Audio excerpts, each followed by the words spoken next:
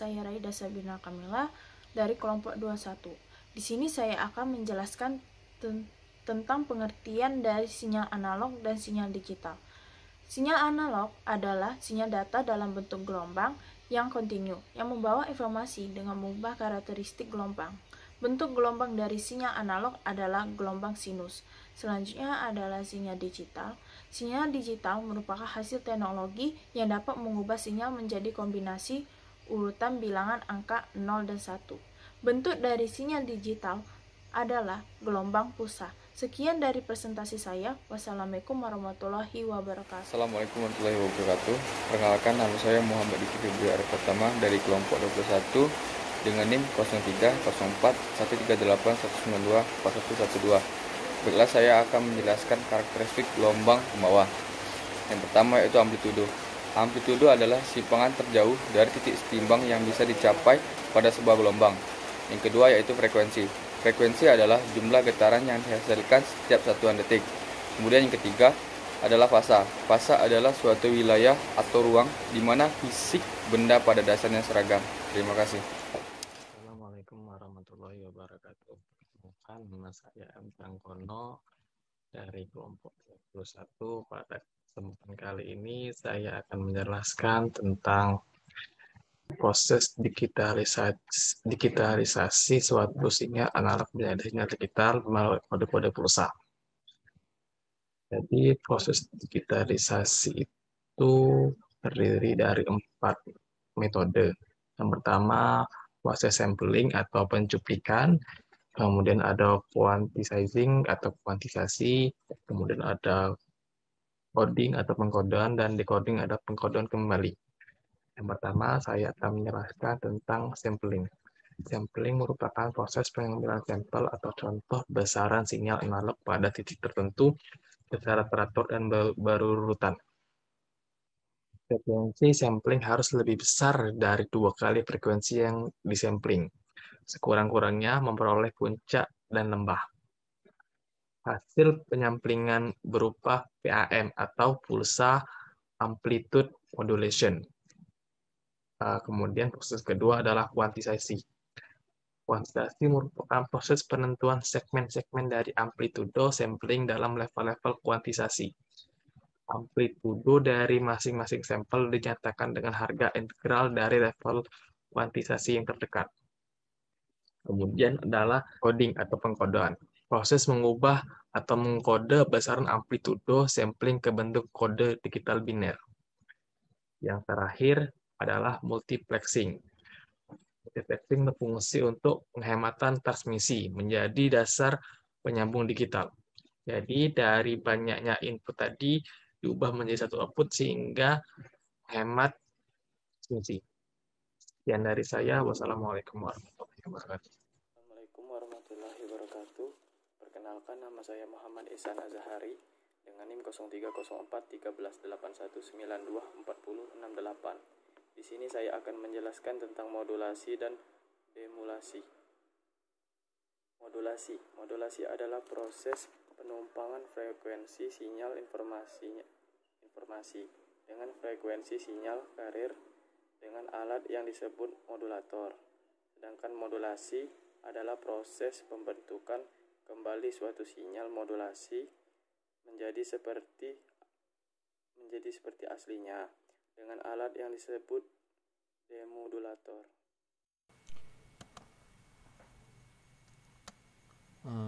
Baiklah, pada materi praktikum pertama ini saya menjelaskan mengenai rangkaian yang ada pada prosedur percobaan materi pengenalan sinyal digital dan sinyal analog. Jadi di praktikum kali ini itu terdapat rangkaian.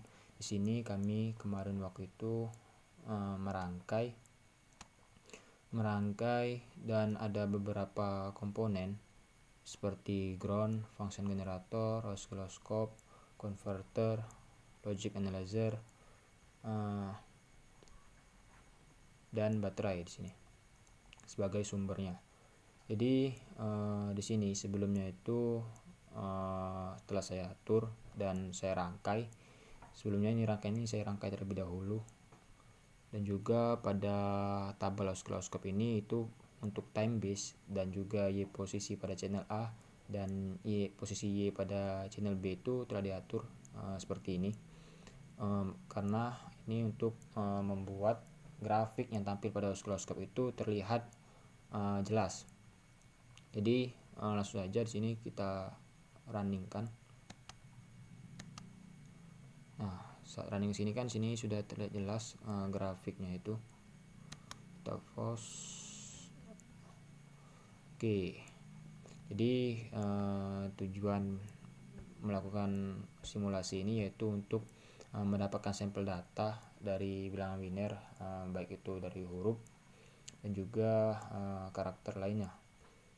Tapi kalau kemarin pada praktikum itu kami mencoba huruf ya, karakternya itu berupa huruf. Mungkin saja yang dapat saya jelaskan. Oke, di sini saya akan menjelaskan tentang AM. AM adalah modulasi amplitudo.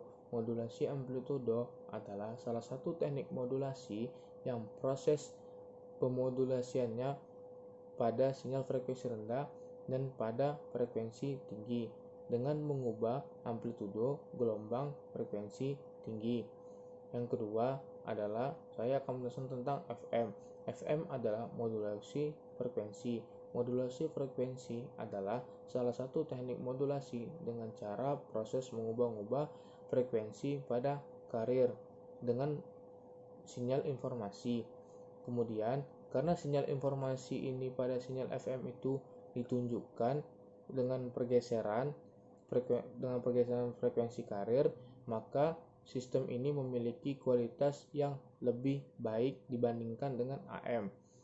Yang selanjutnya, saya akan meneruskan tentang PM. PM adalah modulasi fasa. Modulasi fasa adalah merupakan suatu teknik modulasi yang mempresentasikan informasi sebagai variasi fasa dari sinyal pembawanya. Nah, pada modulasi fasa ini, sinyal informasi itu tidak berubah-ubah atau tetap. Teknik modulasi fasa ini juga sering digunakan untuk memerlukan atau menemukan perangkat penerima yang kompleks. Dengan NIM 03041381924098. Saya dari kelompok 21. Pada kesempatan kali ini saya akan menjelaskan tentang simulasi dari pengenalan LAN dan WLAN. Di sini saya menggunakan aplikasi Cisco Packet Tracer, di mana fungsinya untuk simulasi dari menyambungkan antara PC ke PC. Yang pertama, saya menggunakan dua router. Router sendiri berfungsi untuk menghubungkan antara jaringan dan jaringan. Lalu saya menggunakan 3 switch, yaitu switch 0, switch 1, dan switch 2. Fungsi switch sendiri ialah untuk menghubungkan antar komputer dan meneruskan data ke tujuan komputer. Di sini perangkat yang saya gunakan adalah 5 PC dan 1 laptop. Di sini saya akan menjelaskan bagaimana cara untuk merangkai dari Cisco Packet ini. Pertama, untuk merangkai router, kita tekan ini, lalu pilih router yang mana yang kita inginkan. Kita menggunakan yang generik, terus yang switch, saya menggunakan switch yang generik ini. Untuk merangkainya, itu switch yang PT. Untuk PC, ini ada yang generik ini, ada yang banyak, apa saja yang ingin kita sambungkan. Di sini saya menggunakan 5 PC dan 1 laptop. Untuk pengenalannya kita bisa menggunakan tanda ya petir ini, lalu kita bisa pilih kabel mana yang ingin kita gunakan untuk menghubungkan router ke router, router ke switch, dan switch ke laptop. Saya menggunakan ini untuk menghubungkan dari semuanya. Terus untuk menghubungkan PC dan PC satu, kita pertama konfigurasinya di klik kanan, config, terus flash Ethernet. Di sini kita harus mengisi IP address dan subnet max-nya.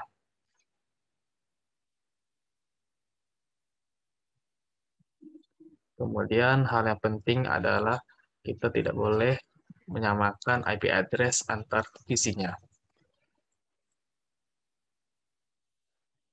Terus IP address-nya kita sudah saya atur 10.10.3.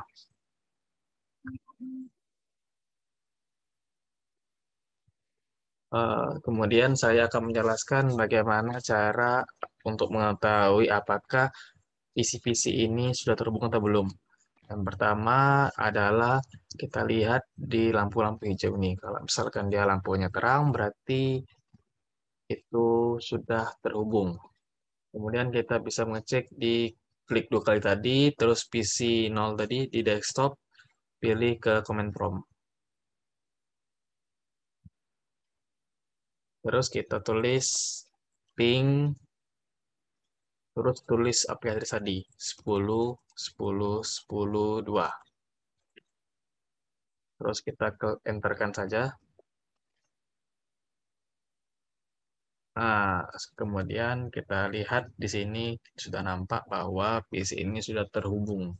Mungkin itu saja yang bisa saya sampaikan tentang Cisco Packet Tracker dari Patikom Pengenalan LAN dan WLAN.